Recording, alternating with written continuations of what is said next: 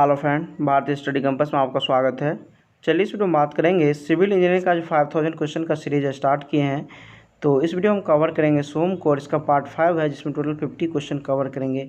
ये इसका last part होगा। इस वीडियो में जितना भी हम क्वेश्चन लिए हैं एसएससी जेईई का प्रीवियस ईयर का क्वेश्चन और कुछ एक्स्ट्रा क्वेश्चन भी हम क्या किए हैं, इंक्लूडेड किए हैं। तो एसएससी जेईई में जितना भी स्ट्रक्चर एनालिसिस का अलग से टॉपिक नहीं होता है, सोम में ही इंक्लूडेड करके डाल दिया जाता है कुछ क्वेश्चन। तो उसमें जितना भी बचा था वो हम क्या किए हैं, कवर किए हैं। ठीक है, इसमें देखिए क्वेश्चन और वैरायटी जो है मेरे पास बहुत ही कम हो गया था, क्योंकि ओवरऑल यदि 4 सेट मैंने पहले देखे हैं और ये लास्ट सेट है, तो अप्रॉक्स 450 क्वेश्चन मैंने कवर किए हैं। तो इसमें हर एक टाइप का क्वेश्चन मैंने क्या किए, कवर कर दिए हैं।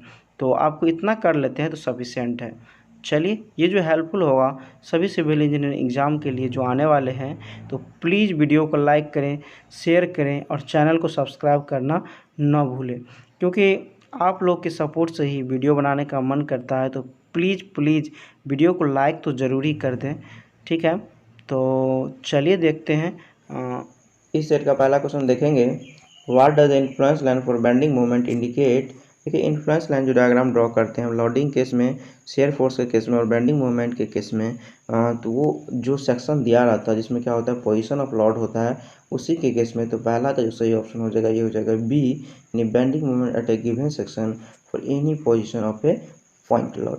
उसको सेकेंड नंबर देखेंगे, सेकेंड में है the influence line for any stress function are use for obtaining the maximum value due to. तो इसका जो सही ऑप्शन हो जाएगा ये हो जाएगा डी, यानी a single point load, only uniform live load और सेवरल पॉइंट लोड।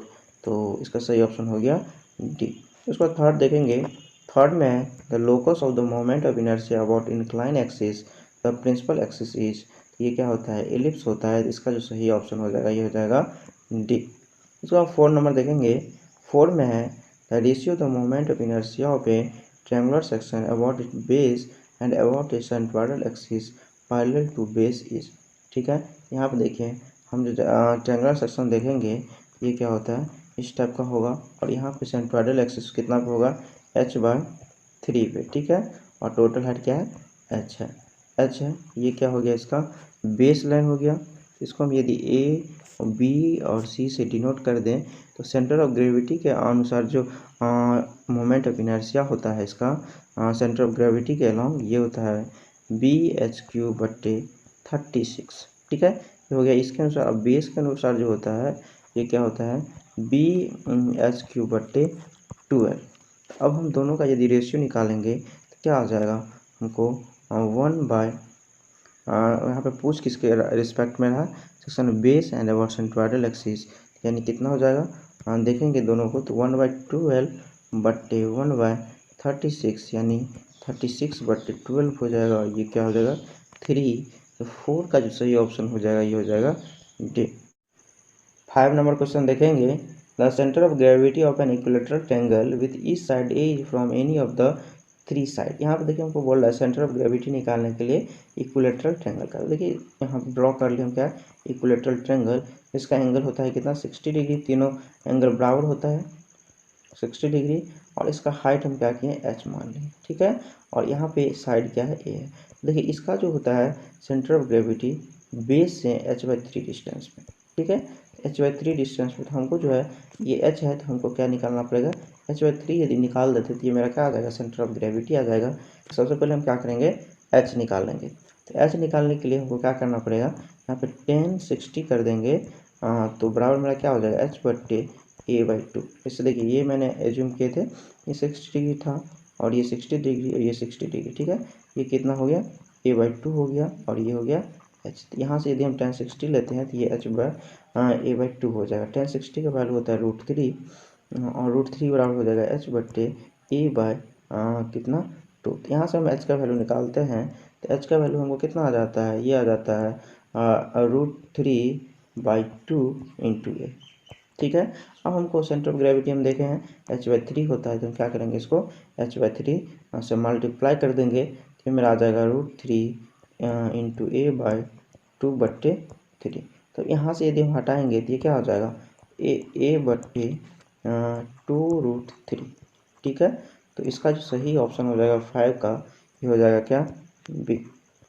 उसको आप 6 नंबर देखेंगे, 6 में the design of A structure is, तो 6 का सही ऑप्शन हो जाएगा, ये हो जाएगा C, deciding the material and proportion of the various member of the structure.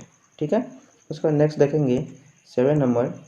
7 में the maximum frictional force which come into play when a body just begin to slip over the surface of the body is known as, यहाँ पे बोल रहा है maximum frictional force का ये होता है लिमिटिंग फ्रिक्शन। इसका जो सही ऑप्शन हो जाएगा ये हो जाएगा बी। उसको हम 7 नंबर 8 नंबर देखेंगे। 8 में ए truss is completely analyse when, तो 8 का जो सही ऑप्शन हो जाएगा ये हो जाएगा ए, मतलब the direct stress in all the member are क्या होना चाहिए, सेम होना चाहिए। ठीक है, फॉन्ड होना चाहिए। 9 नंबर देखेंगे। In statically indeterminate structure the formation of first plastic hinge will reduce the number of redundancy by, तो यहाँ पे देखिए हमको बोल रहा है इंडिटरमिनेट स्ट्रक्चर में फॉर्मेशन कर रहा है प्लास्टिक हिंज। देखिए इस केस में यदि हम देखते हैं तो यहाँ पे देखिए जैसे मान लीजिए ये कैंटिलीवर बीम है और यहाँ पे एक लॉट लगा हुआ है। ठीक है, यहाँ पे मेरा क्या होगा, प्लास्टिक हिंज बनेगा और यहाँ भी फिक्स पे भी प्लास्टिक हिंज बनता है। तो हमको क्या करना है, यहाँ पे बोल रहा है तो यहाँ पे रिडंडेंसी कितना 1 है, तो क्या उसमें इसको कोई भी रिड्यूस नहीं कर सकते क्योंकि सिंगल है ही, और यहाँ पे मेरा प्लास्टिक हिंज बनता है। तो 9 का जो सही ऑप्शन हो जाएगा क्या हो जाएगा ए, मतलब कोई भी इसमें से रिड्यूस नहीं कर सकते। ठीक है, उसके बाद 10 देखेंगे। 10 में the rigid joint frame the joint are considered, तो 10 का जो सही ऑप्शन हो जाएगा ये हो जाएगा ए, यानी to rotate only as a whole. उसके बाद हम 11 नंबर देखेंगे। 11 में है the moment distribution method is best suited for, तो 11 का सही ऑप्शन हो जाएगा ये हो जाएगा बी, यानी ये जो मेन बेस्ट जो होता है रिजिड फ्रेम के लिए। ठीक है, उसके बाद हम 12 नंबर देखेंगे। 12 में है a beam is supported over 3 roller lying in the same plane the beam is stable, तो 12 का जो सही ऑप्शन हो जाएगा यहाँ पे ये हो जाएगा क्या, B, the loading with no component in the direction of the beam. क्या कहता है जब 3 रोलर रहता है, 3 रोलर की हम बात करें तो इस केस में क्या होना चाहिए, कोई कंपोनेंट नहीं होना चाहिए। ठीक है, स्टेबल के लिए, तो इसका जो सही ऑप्शन हो गया। 13 नंबर देखेंगे। इन द ट्रस वो in the figure below the force in the member B C is, देखिए हमको बोल रहा है फोर्स निकालने के लिए ट्रस में बी सी मेंबर में। ठीक है, देखिए हम दो केस जानते हैं, जैसे मान लीजिए एक मेन मेंबर है उसके साथ कोई अल्टरनेट मेंबर जुड़ा हुआ है, तो इस केस में यदि कोई लोडिंग नहीं है तो इस मेंबर में क्या होगा, जीरो फोर्स होगा। ठीक है, इसी तरह यदि दो मेंबर जुड़ा हुआ है और इस दोनों के बीच में कोई लोडिंग नहीं है तो इस दोनों में भी क्या होगा, जीरो फोर्स होगा। तो इसी तरह यदि हम 13 में देखें तो इस मेंबर में यदि है बी सी और सी डी में कोई फोर्स नहीं है तो इस दोनों में क्या होगा, जीरो फोर्स होगा। तो 13 का जो सही ऑप्शन हो जाएगा ये हो जाएगा सी। उसके बाद हम नेक्स्ट देखेंगे 14।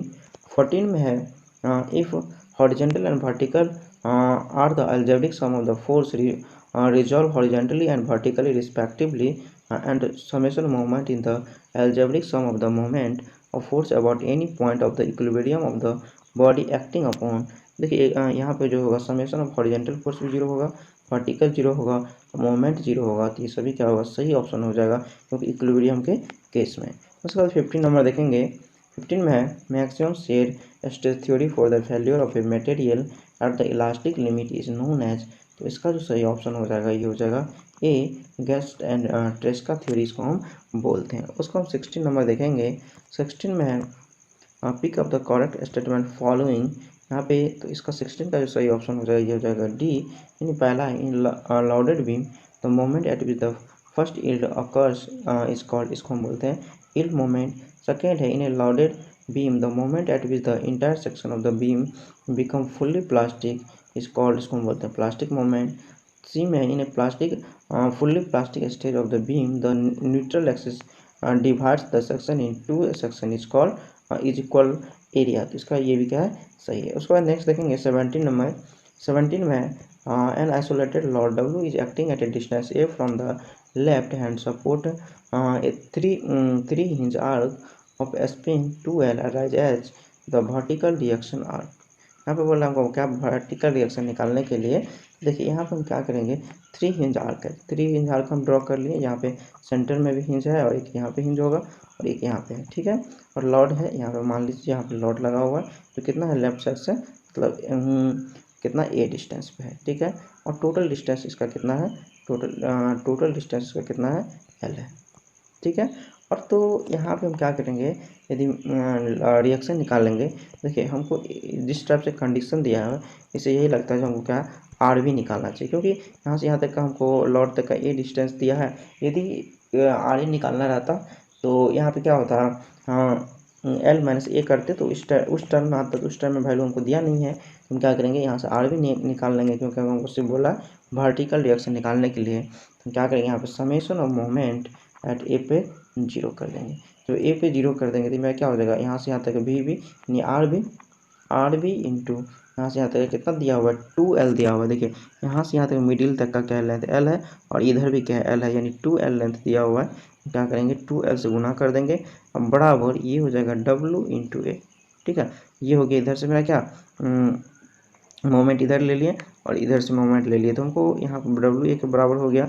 यहाँ से हम आर बी का यदि वैल्यू निकालते हैं तो ये मेरा कितना निकलेगा W ए बाय W ए यहाँ से बटे 2L।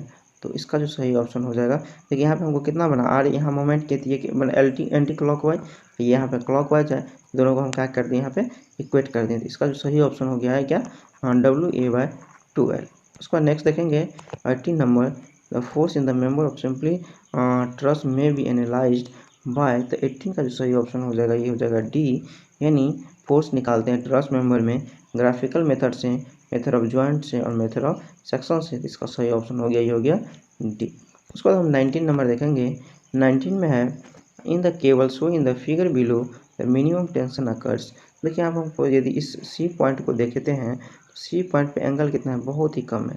ठीक है, तो बहुत ही कम है, तो यहाँ पे क्या होगा टेंशन क्या होगा, कम होगा। तो इसका जो सही ऑप्शन हो जाएगा ये हो जाएगा सी, यानी सी पॉइंट होगा। उसके बाद 20 देखेंगे। 20 में है the shape factor of standard roll beam section varies from. तो इसका जो सही ऑप्शन हो जाएगा ये हो जाएगा ए 1.10 टू 1.20। उसके बाद हम 21 देखेंगे।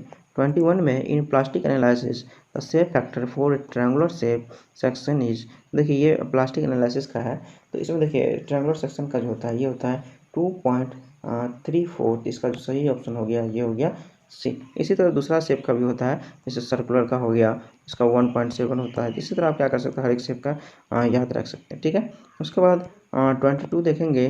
22 में the force in the C D of the truss हो इन द फिगर। देखिए आप हम आपको बताए थे यदि इस रहे और इस पर कोई लोडिंग कंडीशन ना रहे, इसमें क्या होता है 0 फोर्स होता है। तो 22 का जो सही ऑप्शन हो जाएगा ये हो जाएगा सी। उसके बाद हम 23 देखेंगे। 23 है ट्रांसफॉर्म बाय जॉइंट टू या more simple truss is called. इसको हम क्या बोलते हैं, कंपाउंड ट्रस बोलते हैं। इसका सही ऑप्शन हो गया ये हो गया 24 देखेंगे। The force in BC of the truss show in the figure below. यहाँ पे हमको ट्रायंगल दिया हुआ है, बोल रहा है इस BC मेंबर में फोर्स निकालने के लिए। ठीक है, यहाँ पे सबसे पहले हम क्या करेंगे, दोनों ए और बी में रिएक्शन निकाल लेते हैं। जैसे जितना लगा हुआ है तो सिमेट्री है तो हाफ हाफ हो जाएगा दोनों का रिएक्शन, यानी 1.5T इधर हो जाएगा और इधर कितना हो जाएगा 1.5T हो जाएगा। ठीक है, अब यहाँ पे हम क्या करेंगे, इसका कंपोनेंट निकाल लेंगे। देखिए इधर हम यदि निकालते हैं तो क्या हो जाएगा FBD, यहाँ पे एंगल देखे थे 30 डिग्री के बराबर हो जाएगा, साइन 30 डिग्री, और ये जो मेरा बराबर हो जाएगा किसका, इसका। ठीक है, यहाँ किसका, ये कंप्रेशन में है तो ये हो जाएगा 1.5T। यहाँ से यदि हम FBD का वैल्यू निकालते हैं, FBD का तो निकलेगा -3T। ठीक है, यहाँ से मेरा FBD का वैल्यू निकल गया। अब इसका यदि हम क्या करेंगे, इधर कंपोनेंट ले लेंगे तो फिर हमें किधर आ जाएगा, हमको FBC का निकल जाएगा। तो चलिए हम देखते हैं। देखिए यहाँ पे FBD साइन कॉस 30 ले हो जाएगा, ये हो जाएगा किसका -FBC का। ठीक है, तो यहाँ पे BC का जो वैल्यू हो गया मेरा कितना, FBD का हम निकाले हैं -3 और इसका हो जाएगा √3/2 कॉस 30 का वैल्यू। तो इसको यदि हम सॉल्व करते हैं 24, तो ये मेरा कितना आ जाएगा, ये आ जाएगा ये मेरा कितना आ जाता है BC, ये आ जाता है प्लस में। ठीक है, इसका वैल्यू यदि कैलकुलेट करते हैं तो इधर करने के बाद ये भी मेरा क्या आता है प्लस में आ जाता है। तो ये 24 का जो सही ऑप्शन हो जाएगा ये हो जाएगा क्या 24 का ये हो जाएगा C, यानी 3/√3 3 × √3/2T इन टेंशन में। उसके बाद 25 देखेंगे। 25 में है truss and frame are different as तो 25 का सही ऑप्शन हो जाएगा, ये हो जाएगा D, trust can't but frame can bend, मतलब जो है फ्रेम बेंड कर सकता है बट का ट्रस्ट नहीं। तो इसका जो सही ऑप्शन हो गया, ये हो गया डी। उसके बाद हम 26 देखेंगे। 26 में है given that J the number of joint, B and R are the number of the member and number of reaction, यहाँ पे हमको वैल्यू दिया हुआ है, then the trust। तो 26 में देखिए हम जानते हैं स्टैटिक डिटर्मिनेंसी जो निकालते हैं, ये लिखते हैं m plus are minus 2J, ठीक है। ट्रस्ट के केस में तो मेंबर कितना B से डिनोट किया, ये क्या है 5 है, तो 5 को पुट कर देंगे। R इक्वल टू कितना 4 है, और इधर कितना 4 है, तो यहाँ कितना हो जाएगा 8 हो जाएगा। तो इतना कितना निकल गया 1 निकल गया। तो क्या होगा इंडिटर्मिनेट स्ट्रक्चर होगा, स्टैटिकली इंडिटर्मिनेट हो जाएगा। तो 26 का जो सही ऑप्शन हो जाएगा, ये हो जाएगा बी। उसको हम 27 देखेंगे। 27 में है force in BC of the trust so in the figure below. यहाँ पर हमको बोल रहा है इस BC मेंबर में फोर्स निकालने के लिए, ठीक है। तो यहाँ पर हम सबसे देखेंगे, तो यहाँ पर हम क्या करते हैं मोमेंट अबाउट क्या करते हैं, ए के अलॉन्ग ले लेते हैं। तो ए के अलॉन्ग ले लेंगे, यहाँ पे कितना हो जाएगा R B into 2L, R B यहाँ पे ले लिए, यहाँ पे एल है, तो आर बी इंटू क्या करेंगे, मान लेते हैं 2L ले लिए, 2L ले लिए, और ये जो बराबर हो जाएगा कितना 5T इंटू एल का, यहाँ पे देखिए 5T यह है, 5T इंटू एल का, और इधर 4T है, 4T इंटू एल का, दोनों क्लॉकवाइज में है, तो हम क्लॉकवाइज रोटेशन ले लेंगे। यहाँ पे हो गया 4T इंटू एल। तो यदि इसको हम कैलकुलेट करते हैं, तो आर बी का जो वैल्यू हमको निकल के आता है, क्या होता है 4.5T, ठीक है। देखिए यहाँ से मेरा आर बी का वैल्यू निकल के आया। तो अब यहाँ से यदि हम देखें इस फ्रेम में, देखिए आर बी यहाँ पे कितना आया 4.5T, और यहाँ पे एफ भी है, ठीक है। तो ये जो जितना भी हमको फोर्स आएगा डायरेक्ट परपेंडिकुलर आएगा। तो यदि कंपोनेंट रहता तब तो इसमें कोई फोर्स आता, बट इसका परपेंडिकुलर है, या एफ बी सी का वैल्यू जो है इसका बराबर हो जाएगा, यानी इसमें कोई भी फोर्स नहीं आएगा, यानी इसमें क्या होगा 0 फोर्स आ जाएगा। 27 का जो सही ऑप्शन हो जाएगा, ये हो जाएगा डी। उसके बाद 28 देखेंगे। 28 में the yield moment of a cross section is defined as the moment that will be just produce the yield stress. 28 का जो सही ऑप्शन हो जाएगा, ये हो जाएगा ए, यानी the outer most fibre of the section, ठीक है। उसके बाद नेक्स्ट देखेंगे। नेक्स्ट है 29। 29 में एक कंपाउंड ट्रस में be formed by connecting two simple rigid frame. तो 29 का जो सही ऑप्शन हो जाएगा, इसको ये हो जाएगा बी, यानी इसके लिए क्या करते हैं 3 बार्स का यूज करते हैं, ठीक है। 3 बार्स का यूज करते हैं यहाँ पे कंपाउंड ट्रस में for connecting two simple rigid frame, ठीक है। तो इसका सही ऑप्शन हो गया, ये हो गया बी। उसका 30 देखेंगे।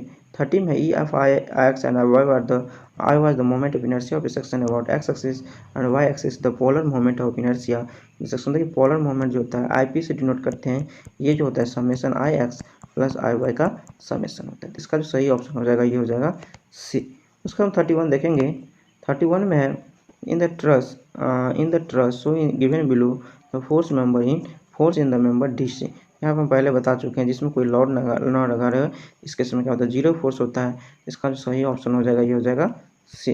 उसको हम 32 देखेंगे। 32 में है the locus of the reaction of 2 hinge semi circular arc. तो 32 का जो सही ऑप्शन हो जाएगा, 32 का ये हो जाएगा ए, यानी क्या होता है स्ट्रेट लाइन होता है।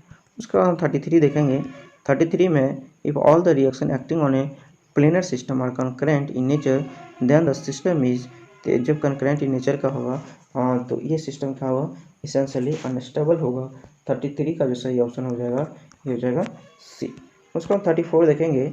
34 में in the following question j the represent number of joint and r is the represent number of external force if the structure has 2J minus r number of the member it will be, ठीक है। यहाँ पे हमको देखिए m बराबर जब 2J minus are रहेगा, can भी क्या उसका स्टेबल या अनस्टेबल कुछ भी हो सकता है, ठीक है। 34 का सही ऑप्शन हो जाएगा, ये हो जाएगा सी, यानी ये डिपेंड करेगा स्ट्रक्चर पे, ठीक है। उसका हम 35 देखेंगे। 35 है what is the function of the portal in bridge truss. 35 का जो सही ऑप्शन हो जाएगा, ये हो जाएगा सी, यानी टू प्रोवाइड एडिशनल स्टेबिलिटी, ठीक है। इसका नेक्स्ट देखेंगे। नेक्स्ट में है 36 which of the following statement is true. तो 36 का सही ऑप्शन हो जाएगा क्या, ये हो जाएगा सी, यानी a simple truss consist entire of a triangle it can be consist of any other shape intermediate part as long as stable. तो इसका सही ऑप्शन हो गया, ये हो गया सी। उसके बाद 37 देखेंगे, pick up the correct statement from the following. 37 का सही ऑप्शन हो जाएगा डी, यानी a wire wound in spiral form is called, हम क्या बोलते हैं, हेलिकल स्प्रिंग बोलते हैं। सेकेंड है pitch of A close coil spring is very, क्या होता है, स्मॉल होता है। सी में the angle made by the coil with horizontal is called the angle of helix बोलते हैं इसको। इसका तीनों स्टेटमेंट क्या है, सही है। उसका नेक्स्ट देखेंगे 38 में है, what will be the end moment of the fixed beam with a uniform distributed load W kilometre पर मीटर एंड लेंथ L। देखिए यहाँ पे हमको बोल रहा है इंड मोमेंट निकालने के लिए, देखिए फिक्स्ड बीम है और इस पर UDL लगा हुआ है। तो इस केस में जो होता है इंड मोमेंट, ये इस साइड होता है, लेफ्ट साइड इधर देखें तो ये होता है माइनस WL² बट्टे 12, और इधर होता है प्लस WL² बट्टे 12। इसका जो सही ऑप्शन हो जाएगा ये हो जाएगा डी, यानी प्लस माइनस WL² बट्टे 12। उसको हम 39 देखेंगे। 39 में the slope of the bending moment diagram gives. तो 39 का जो सही ऑप्शन हो जाएगा ये हो जाएगा बी, यानी स्लोप ऑफ बेंडिंग मोमेंट जो हमको देता है ये क्या देता है, शेयर फोर्स देता है। जैसे देखिए DM बट्टे यदि हम क्या करते हैं DX करते हैं तो ये होता है किसका, शेयर फोर्स के बराबर, ठीक है। और DB बाय DX करते हैं तो ये होता है लोडिंग के बराबर, ठीक है। इसका सही ऑप्शन हो गया बी। उसके बाद हम 40 देखेंगे।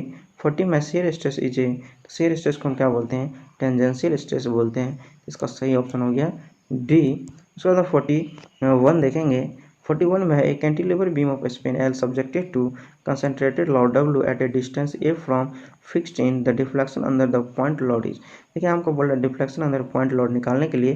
देखिए यहाँ पे हमको दिया हुआ है ये कैंटिलीवर बीम है और यहाँ पे ए डिस्टेंस पे जो है लॉड W लग रहा है, ठीक है, टोटल L है। तो इस केस में हम देखेंगे तो एक तरह से क्या होगा, कैंटिलीवर बीम की तरह काम करेगा। तो इसका होगा WA³ बटे 3EI। तो इसका सही ऑप्शन हो गया, ये हो गया सी।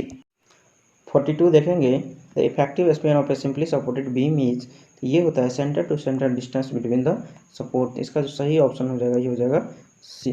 उसका 43 देखेंगे, the moment of inertia of a circular area what diameter is x I axis, the moment of inertia of the same circular area about an axis perpendicular of the plane of the area is I z, which of the following statement true।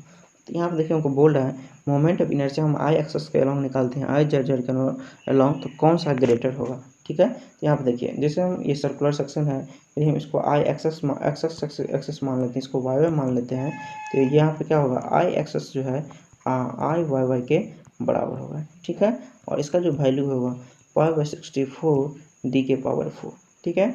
इसी तरह यदि IZ देखें तो क्या होता है, दोनों का समेशन हो जाता है IXX प्लस IYY का, और इसको यदि हम दोनों को सम करेंगे तो कितना आ जाएगा 5/32 D⁴। तो यहाँ पे बड़ा कौन हो गया, IZ हमको क्या हो गया, बड़ा हो गया, और IXX क्या हो गया, छोटा हो गया। तो इसका जो सही ऑप्शन हो जाएगा ये हो जाएगा ए, यानी IXX is always lesser than IZ। उसका 44 देखेंगे। 44 में है for a cantilever beam of length L is subjected to a moment M at free in the shape of the shear force diagram। हम देखें वो कैंटिलीवर बीम दिया हुआ है, ठीक है, कैंटिलीवर बीम दिया हुआ है, यहाँ पे क्या मोमेंट M लग रहा है फ्री इंड पे, तो बोला शेयर फोर्स डायग्राम निकालना। देखिए जब मोमेंट हो डायग्राम में तो उस केस में क्या होता है, शेयर फोर्स डायग्राम में कोई वेरिएशन नहीं होता है, ठीक है, एक तरह से इसको कोई शेयर फोर्स डायग्राम ही नहीं होता है। तो और यदि इसका हम बेंडिंग मोमेंट डायग्राम देखेंगे तो क्या होगा, कांस्टेंट होगा, ठीक है। इसका जो सही ऑप्शन हो गया ए, यानी no shear force at any part of the B. उसके बाद हम 45 देखेंगे। 45 में limit of proportionality depend upon, तो ये जो डिपेंड करता है टाइप ऑफ मटेरियल पे। इसका जो सही ऑप्शन हो गया ये हो गया सी। उसका 46 देखेंगे। 46 में है a thin cylindrical shell the ratio of the longitudinal stress to hoop stress. देखिए हम लॉन्गिट्यूडनल स्ट्रेस देखते हैं सिलेंडर के केस में होता है PD/4T, और हुप स्ट्रेस जानते हैं PD/2T, ठीक है। यदि इसको कैलकुलेट करेंगे तो 2 क्या होगा 4 होगा, यानी 1/2 बराबर 0.5। 46 का जो सही ऑप्शन हो जाएगा ये हो जाएगा ए, ठीक है। इसका हम 47 देखेंगे। 47 है limiting value of the Poisson ratio. 47 का सही ऑप्शन हो जाएगा ए, यानी -1 से 0.5। उसके बाद 48 देखेंगे तो elongation of the conical bar under its elongation of the conical bar अंदर is own weight is equal to, देखिए हम जो देखते हैं कि प्रिज्मेटिक बार का ये जो होता है delta equal to gamma l square बटे 2, ठीक है। और यदि हम कॉनिकल बार का देखें तो क्या होता है 1/3 टाइम्स होता है इस डेल का, यानी प्रिज्मेटिक बार का। तो 48 का जो सही ऑप्शन हो जाएगा ये हो जाएगा क्या, सी, 1/3 that of the prismatic bar of the same length। 49 देखेंगे, the plane of the maximum obliquity is the incline to the major principal plane at a angle. तो इसका जो सही ऑप्शन हो जाएगा ये हो जाएगा बी, यानी 5/4 प्लस 5 मैक्सिमम बाय 2। इस सेट का लास्ट क्वेश्चन देखेंगे, sum of the normal stress is, ये होता है कांस्टेंट, ठीक है। देखिए इस सेट में हम क्या किए, मात्र 50 क्वेश्चन ही रखे क्योंकि क्वेश्चन ऑफ वैरायटी बहुत ही कम हो गया था, क्योंकि 450 क्वेश्चन मैंने ओवरऑल कवर किए हैं, तो ये मोर देन सफिशिएंट है कोई भी एग्जाम के लिए। इतना करने के बाद यदि आप कोई भी पेपर लगाते हैं तो मैं इतना गारंटी देता हूँ कि आपका अच्छा परफॉर्मेंस रहेगा। तो प्लीज़ जो भारतीय स्टडी कैंपस में नए हैं चैनल को जरूर सब्सक्राइब करें, वीडियो को लाइक करें और शेयर करना ना भूलें, ठीक है। इसके जस्ट बाद हम दूसरा पेपर लाने वाले हैं, तो प्लीज़ चैनल पर बने रहें। Thank you for watching.